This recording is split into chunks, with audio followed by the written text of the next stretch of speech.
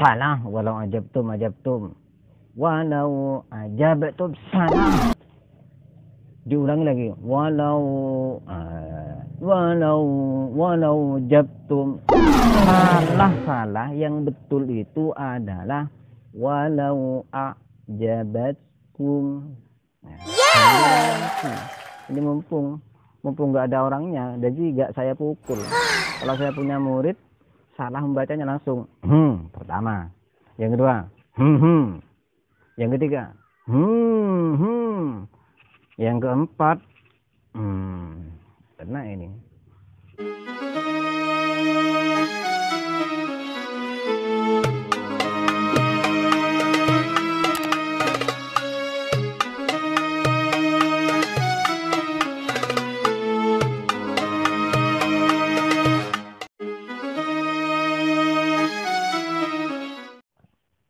Assalamualaikum warahmatullahi wabarakatuh. Saya Ahmad Mulhaq. Saya sebagai guru ngaji. Tugasnya guru ngaji ialah mengomentari, membetulkan, mengingatkan murid-muridnya yang salah dalam membaca Al-Quran. Nah, pada kesempatan kali ini saya sebagai guru ngaji akan mengomentari, akan mengingatkan tentang video yang viral yang dilakukan oleh seorang ustadz yang cukup terkenal, sudah menjadi public figure, sudah tampil di mana-mana, antara masjid ke satu masjid, dari musola ke musola yang lain, ke berbagai majelis-majelis taklim yang lain, bahkan di TV nasional. Yang namanya ustadz ini sering tampil untuk memberikan ilmunya, memberikan apa yang dia ketahui. Nah, oleh karenanya saya akan sedikit mengomentari tentang apa yang terjadi pada ustadz yang satu ini. Sebagai guru ngaji, tugasnya membetulkan dan membenarkan dari bacaan murid yang salah. Karena memang guru ialah orang yang mengerti tentang karakter si murid. Guru yang memahami betul bagaimana cara murid itu membaca Al-Quran. Bagaimana juga ketika muridnya salah membaca Al-Quran, maka guru itulah yang akan membenarkan bacaannya. Tidak dipungkiri, dan saya juga bisa memastikan bahwa setiap guru ngaji yang mendengarkan bacaan Al-Quran dibaca dengan bacaan yang salah, maka pasti setiap guru ngaji itu semacam ada kayak kejanggalan di telinga. Loh, ini kok bacaannya seperti ini? Loh, kok dibaca salah? Itu adalah karakter seorang yang memang setiap harinya mengajarkan Al-Quran kepada murid-muridnya. Lah kok tiba-tiba, satu misal contoh ya, ketika bulan Ramadan sudah tiba, di masjid-masjid, musola, rumah, ataupun di tempat yang lain, kan biasanya sudah menjadi rutinitas membaca Al-Quran, tadarus Al-Quran, mengaji Al-Quran.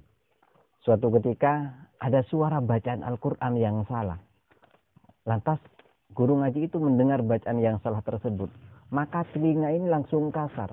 Yang asalnya halus, mendengarkan bacaan Al-Quran dari speaker masjid yang sana, mendengarkan bacaan Al-Quran dari musola yang sana, kok ada yang salah?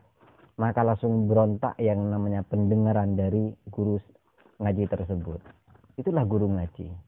Nah, coba kita perhatikan video yang satu ini.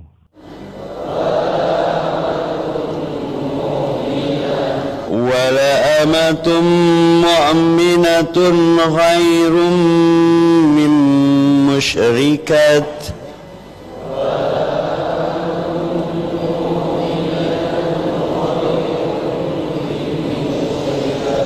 walau ajabatkum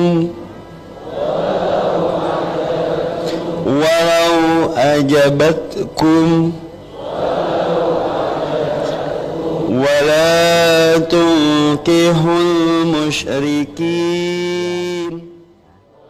Ini juga.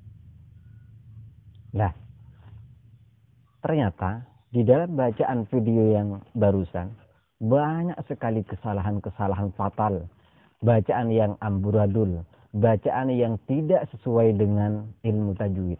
Padahal di dalam kitab ilmu tajwid, ini kebetulan saya banyak membawa kitab yang berkaitan dengan ilmu tajwid. Ada Tuhfatul Atfal, ada Bughyatul Wildan, syarahnya Hidayatus Sibyan. Ya. Ini juga ada Kifayatul Mustafid bima ala minal asanid, tentang sanad-sanad guru. Ya, jadi seumpama saya ngaji Al-Quran kepada Kiai Basori, almarhum Kiai Basori Singosari Malang. Beliau ngaji ke gurunya, sampai ke Rasulullah Shallallahu Alaihi Wasallam. Ini diterangkan di dalam kitab Kifayatul Mustafid bima ala minal asanid. Jadi pentingnya sanad guru dalam belajar agama, dalam belajar ilmu hadis, ilmu fikih, ilmu nahwu, ilmu-ilmu yang lain, wabil khusus ilmu yang berkaitan dengan Al-Quran. Nah, oke, saya bacakan yang perlu diketahui oleh saudara saya, Bapak Evi Effendi, yang sudah berstatus ustadz, yang katanya belajarnya adalah otodidak dan langsung kepada sahabat ataupun langsung kepada Rasulullah. Ya, perlu diketahui untuk belajar membaca Al-Quran, membaca ayat yang ada di dalam Al-Quran, itu ada caranya. Dalam kitab Zubdatul Itqan fi Ulumil Quran, ini dijelaskan kaifiyatu tahmiluhu walitahmilahu wa talaqiyahu wajhani. Jadi cara membaca Al-Quran, cara membawa Al-Quran, bagaimana cara memperlakukan Al-Quran, ya, cara mengaji Al-Quran, itu ada dua cara. Yang pertama adalah al-qira'atu 'ala syaihi, membaca Al-Quran kepada gurunya. Ya, kita ngaji kepada guru. Guru membacakan, kemudian murid mengikuti. Ya. Awis sima'i min lafdihi, atau kita mendengarkan kalimatnya guru. Ya. Contoh, guru itu membaca ayat walau ajabtum. Nah, gurunya salah membaca Al-Quran. Ya. Walau ajabtum, salah itu. Ya, kalau di kampung saya kalau salah bisa dipatok dengan ini, bisa dipukul, bisa bocor yang namanya kepala ini. Kalau ada murid yang salah dalam membaca Al-Quran. Ya. Jadi bacanya walau a'jabatkum. Guru membaca, guru memberi contoh, kemudian muridnya mengikuti. Walau a'jabatkum. Kalau gurunya memberikan contoh yang salah, dengan artinya asima min lafdihi, sang murid mendengarkan lafaz, mendengarkan ayat yang dibaca oleh gurunya. Atau gurunya membaca min musyrikat, padahal di situ ada tak marfutoh ya. Kalau di kampung saya tak itu ada dua.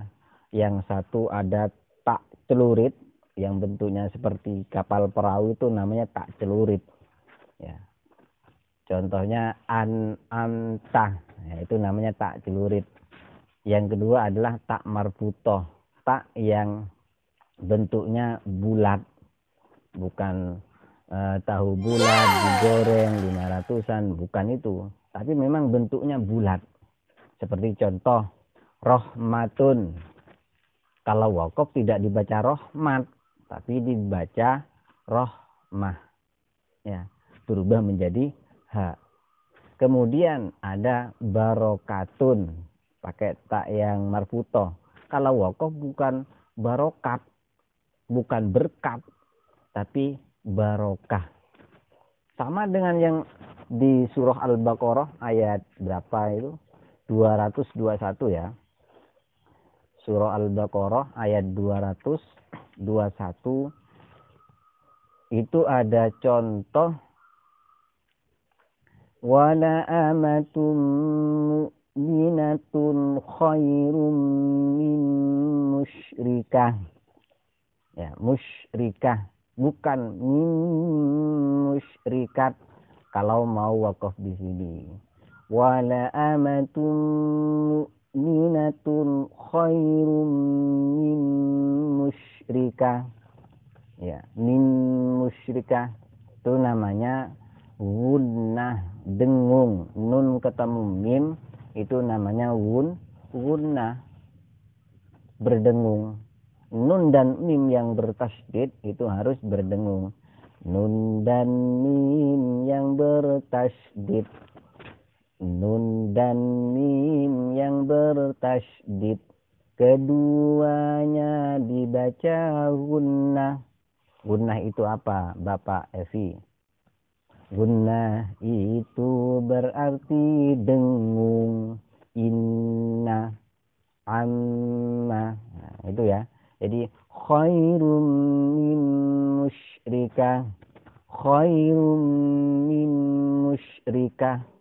Tidak boleh dibaca khairum min musyrikat. Enggak boleh. Karena ini tulisannya adalah tak marfuto. Nah, jadi ketika ada guru yang membacakan awisima min lafdihi, ada murid mendengarkan bacaan si guru. Guru membaca lafadznya, membaca ayatnya, kemudian didengarkan oleh si muridnya. Itu cara belajar. Ya, yang pertama memang murid menyetorkan kepada gurunya, menyetorkan hafalan, mentasheh, memperbaiki, tahsin. Ya, tahsinul qiraah, memperbaiki bacaan yang dia baca. Guru ngaji, ini bagaimana bacaan saya yang saya baca ini? Betul tidak bacaan saya ini? Benar kagak ini? Kalau benar, ya kita lanjutkan. Itu namanya sang murid membaca kepada gurunya. Atau dia hanya mendengarkan saja. Ya, itu cara-cara belajar mengaji kepada yang namanya guru.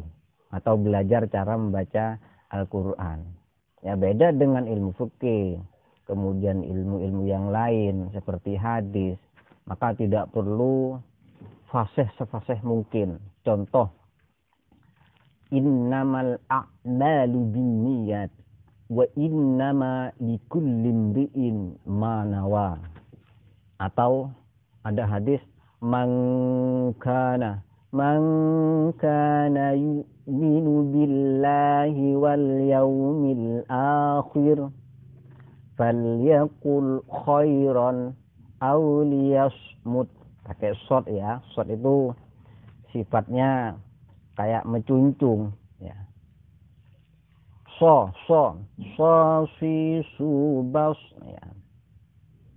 Jadi hal yang semacam itu guru belajar kepada muridnya, mendengar bacaan gurunya, sang murid mendengarkan bacaan gurunya, atau guru memberikan contoh kepada muridnya, itu sudah biasa dilakukan oleh salafan wa khalafan. Ulama-ulama salaf, ulama-ulama modern juga pernah mengajarkan seperti ini. Cara metode belajarnya. Ya, kalau membaca hadis, ya tidak perlu sefasih mungkin. Ya kalau bisa lebih baik harus fasih cara membaca hadis ya. Membaca hadis dengan fasih itu lebih bagus.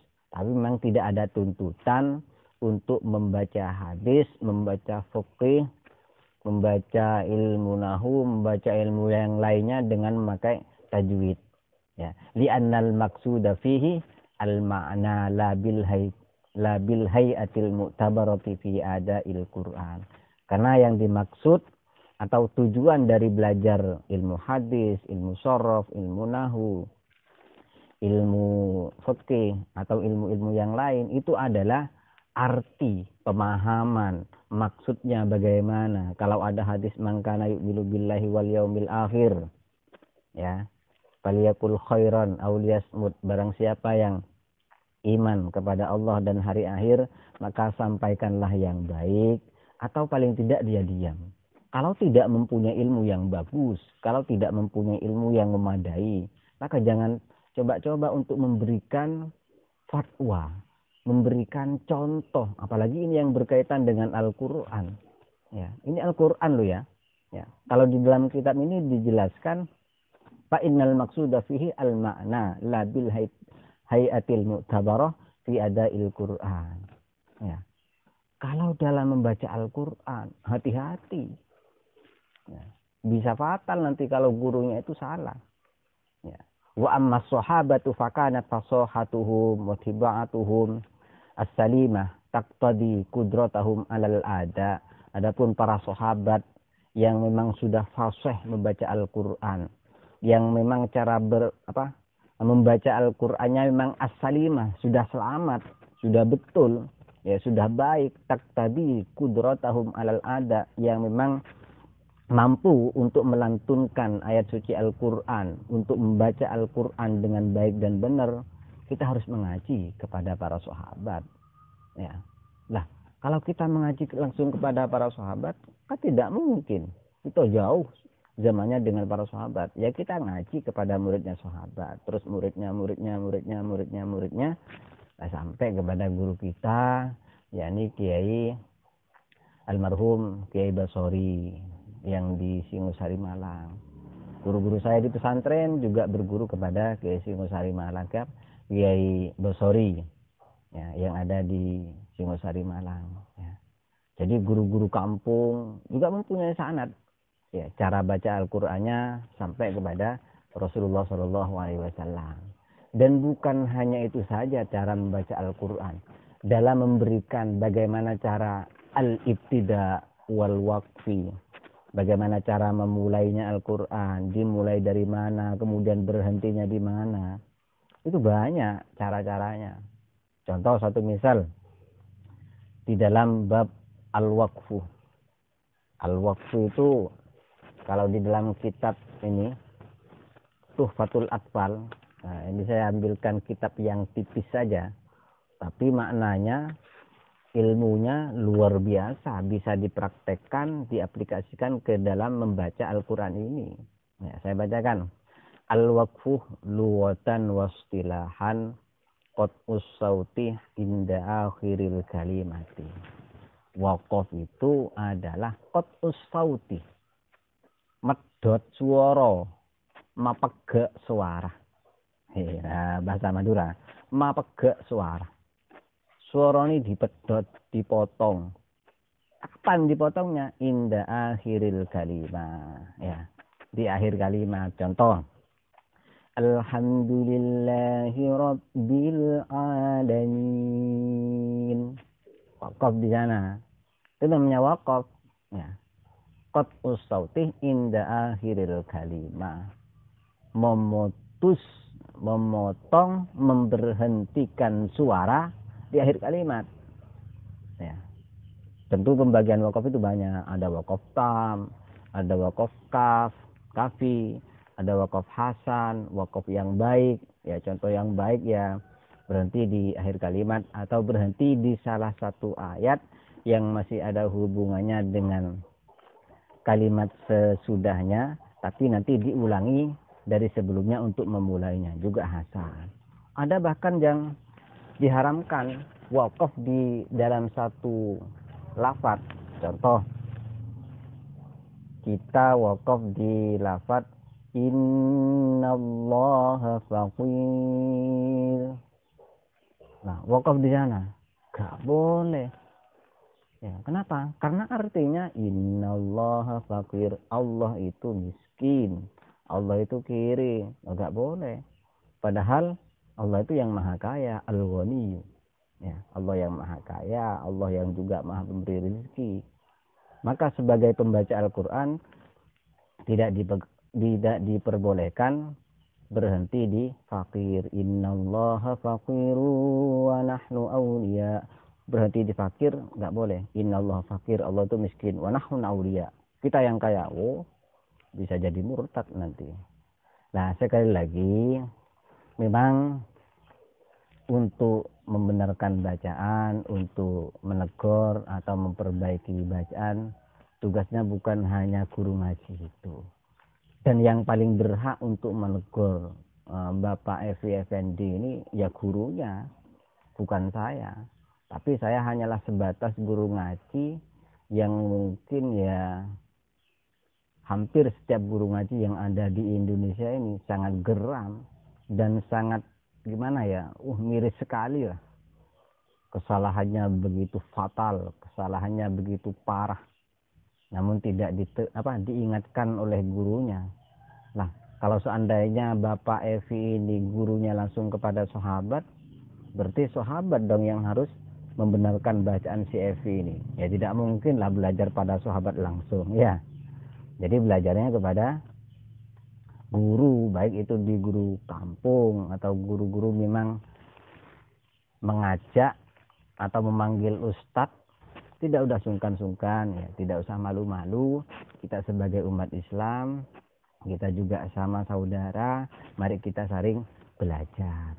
Tapi karena antum jenengan, ya Bapak Evi sebagai public figure, sebagai tokoh yang ditokohkan oleh ribuan bahkan ratusan ribu jamaahnya yang mendengarkan bacaan Al-Qur'annya antum, ilmunya jenengan Bapak Evi, ayolah kita memperbaiki bacaan kita. Jangan malu-maluin ustadz, ya, jangan malu-maluin ustadz. Saya memang tidak alim seperti Gus Baha. Beliau sudah alim, luar biasa. Saya juga termasuk penggemarnya Gus Baha. Atau seperti Gus Koyum. Masya Allah, luar biasa ilmunya. Cara baca. Marilah kita saling belajar. Belajar memperbaiki kekurangan kita. Kita akui kalau kita salah, ya minta maaf. Kalau kita salah, ya diperbaiki. Apa yang salah itu yang diperbaiki. Kalau kita tidak bisa mengaji Al-Quran, ya harus ngaji. Kepada siapa? Kepada ahlinya. Belajar Al-Quran, ngaji Al-Quran kepada ahlinya. Ya. Kalau Bapak Evi berkenan, boleh belajar kepada saya. Saya juga siap mengajarkan tentang bagaimana cara membaca Al-Quran, kemudian ilmu tajwidnya, dan lain sebagainya. Meskipun suara saya tidak sebagus dengan teman saya. Saya punya teman loh, suaranya enak, merdu, makharijul hurufnya juga fasih, cara membaca Al-Qur'annya juga menenteramkan bagi pendengarnya. Untuk videonya sudah saya upload di channel saya, silahkan cek di video yang sudah saya upload, ya, termasuk suara ketika berselawat, ketika melantunkan adzan. Subhanallah, suaranya luar biasa. Kalau Bapak berkenan, saya siap mendatangkan beliau ini untuk mengajarkan Al-Quran kepada saudara. Belajar bersama bagaimana cara membaca Al-Quran yang baik. Nah, pada kesimpulannya, ketika public figure salah dalam membaca Al-Quran, maka itu akan menjadi fatal dan sangat parah. Parah sekali. Kenapa saya katakan parah? Karena khawatirnya, dampaknya adalah kepada para jamaahnya. Ya, kalau jamaahnya mengerti tentang ilmu tajwid, bagi jamaah yang awam yang tidak mengerti tentang ilmu tajwid, sudah berapa banyak orang-orang yang salah dalam membaca Al-Quran. Ya. Kalau saya waktu ngaji di kampung, ya, salah sedikit langsung salah. Salah. Walau a'jabatkum. Salah. Yang benar adalah walau a'jabatkum. Bisa juga diingatkan dengan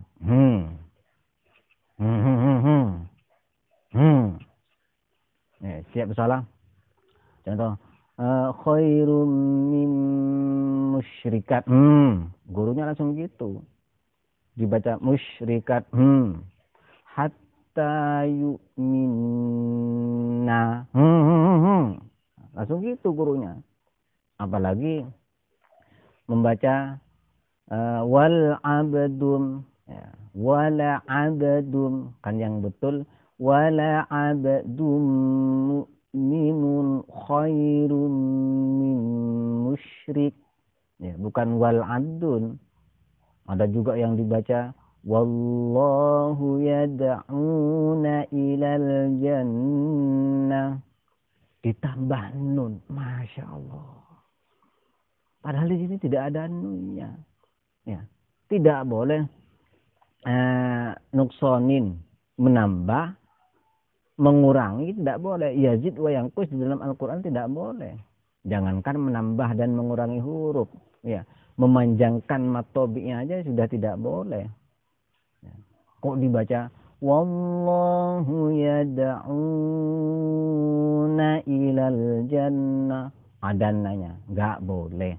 Yang betul adalah wallahu yad'u ilal jannati wal maghfirati bi'izni wa yubayyinu ayatihi linnasi la'allahum yatadhakkarun. Kaki kubak, gitu dulu guru saya menyampaikan. Kaki kubak tapi tubat, ada hames. Hames itu artinya berdesis. Tati tubat, ya, musyrikat. Nah, kalau yang contoh musyrikat pertama, wala tankihul musyrikat, nah, itu kan ada hamesnya, betul dibaca musyrikat. Tapi yang kedua, ya, nah, yang kedua di lafaz musyrikat kedua tidak boleh dibaca musyrikat, ya. Yang betul adalah min musyrikah walau ajabatkum, bukan walau ajabatum. Salah, walau ajabtum, walau ajabatum, salah. Diulangi lagi, walau jabtum, salah. Yang betul itu adalah walau ajabatkum. Nah, jangan diulangi lagi. Ini mumpung nggak ada orangnya, jadi nggak saya pukul.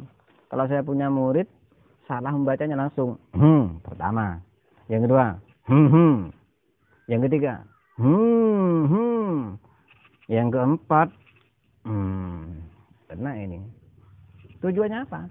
Membetulkan bacaan yang salah.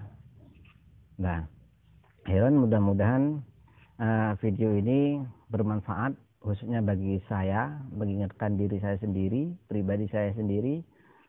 Karena saya pribadi sebagai guru ngaji khawatir ada yang salah dalam mengajarkan Al-Quran, ada yang salah dalam ungkapan kata-kata saya dan sebagainya. Karena membenarkan orang yang salah itu tugasnya semua orang yang mengerti, ya. Meskipun banyak orang-orang yang salah, memang kebiasaannya orang itu adalah salah.